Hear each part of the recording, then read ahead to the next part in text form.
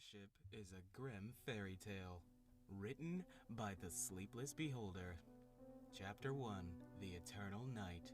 It was a cold night, the stars and the moon illuminating a large forest full of untamed wild. At the entrance of this dangerous place were 6 pony mares of various colors.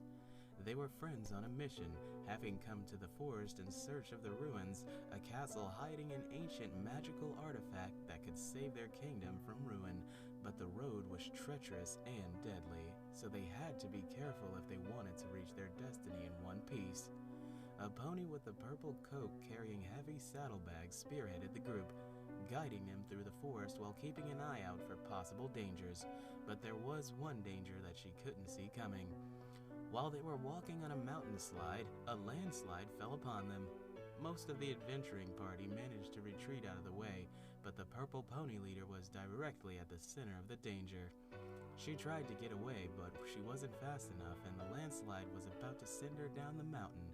At the last moment, she felt something push her from behind, getting her out of the way, just in time. But before she could feel relief for her saved life, she heard a horrible scream, and saw as one of her friends, the one who had just saved her, fell from the mountain to the rocks below, just to be then buried under the landslide. Distraught by the loss of one of her friends, the purple pony screamed and cried, but her other friends were there to support her. They took a moment of silence for their fallen friend, wiping the tears from their eyes, and moved on, not wanting for her sacrifice to be in vain. The journey continued, leaving the mountain behind and moving deeply into the forest, their objective getting closer with every step, but the dangers also increased. A wild roar filled their bodies with fear and dread, and they started to run in the opposite direction of the sound. From the tree line, a giant manticore sprung out of nowhere and started to chase them, easily approaching them due to its large body and long footsteps and hungry determination. Seeing that escape would be impossible, one of the members of the group turned around and ran against the beast, screaming in a show of challenge. The purple unicorn wanted to go back and help her, but the rest of the group told her that it would be in vain, to not look back and honor her sacrifice. "Don't look back! Don't look back!" the purple pony repeated to herself as she heard the horrible screams of the mare being attacked by the savage beast. Down 2 members, the mare's hopes were low, but they still moved on. They had to retrieve the artifact. It was the only way to save their kingdom, but the forest still had threats that they couldn't anticipate. As they reached a particular part of the forest where the trees seemed dead and crooked, one of their members thought that she saw something between the tree line. The group stood alert, anticipating the coming of another wild animal, but what came to them was a dense mist that seemed to come from the trees themselves. The purple pony walked up to one of the trees to inspect it, wondering about the origin of the mist. But as she looked at the bark, her blood ran cold as she noticed that there was a face. Her face marked into it, not by a knife, but by the very growth of the tree. She called out for the group to run away, and all but one obeyed. The pony that had called out about the mist was now staring in shock at one of the trees, unaware that the mist circling at her legs was turning her coat into a dark bark. They didn't want to, but they had to leave their friend behind, another member lost to the forest. Morale was low. The pony's will to continue was faltering, but they still moved on. They had to complete their mission in the name of their fallen friends. Their next obstacle, even if not unnatural, was equally dangerous. A large turbulent river separated them from the castle, which they could already see in the distance. They were so close. Working as a team, they brought down a nearby tree, making an improvised bridge that they could use to cross. One by one, they jumped on the trunk and started to walk carefully, being continuously splashed by the waves of the turbulent waters. The purple pony arrived at the end, helping her next friend to jump down from the tree, but the third pony, still crossing the river, heard something moving in the water. The purple pony screamed for her to cross quickly, snapping her out of the trance, but her next step slipped into the wet wood, and she had to take hold of the trunk to not fall in the river. Whoa. The purple pony tried to run to help her, but her friend stopped her from helping her.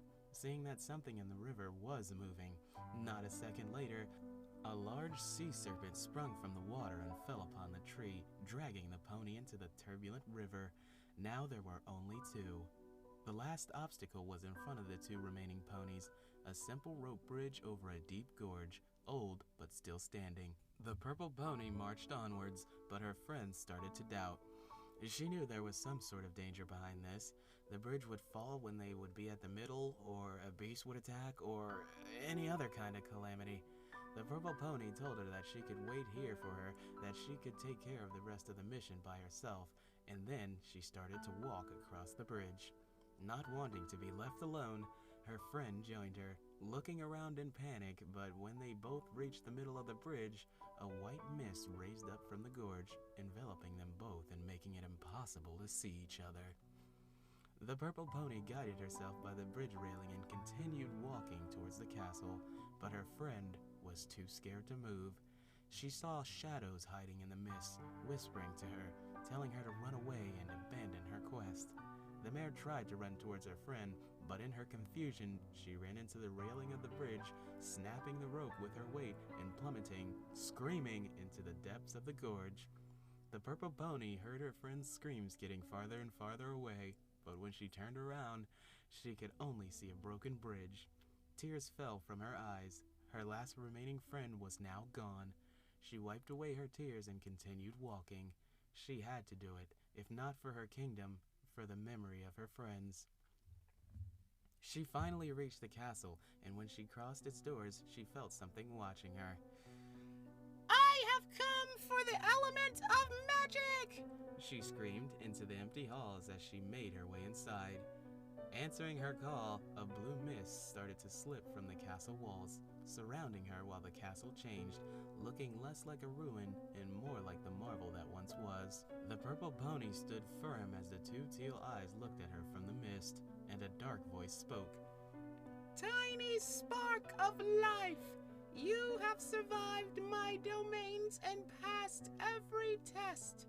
You surely are worthy of the treasure I guard. The purple pony took off her saddlebags and presented 5 different gems to the demon in the mist, aware of the payment that had to be made. She could see glimpses of a face as the eyes laughed at her from inside the mist. Oh, but you have already paid the price, little spark. The purple pony was confused. But the legend says that 5 presents must be given for the element to appear. The purple pony could see a toothy smile coming from the mist. They have fed you a misinterpreted fairy tale, little spark. 5 sacrifices must be given, and you have gifted 5 lives for me to feed my forest. The purple pony's eyes filled with horror as the mist closed in on her, and 2 black wings sprung from the mist, moving over her head. She felt something being placed on her and saw a golden crown with the element of magic on it. Ask your wish, little spark. You will have only 1, unless you gift another 5 to my forest. The purple pony felt betrayed. All her friends and she herself had been tricked into a willing sacrifice. She shouldn't have come here. She shouldn't have brought them with her. If only she could. When the realization hit her, she spoke aloud. I wish for the lives of my friends to be returned. The mist started to spin in front of her, showing the full image of the demon of nightmares in front of her. You would steal the gift you gave in exchange for your wish?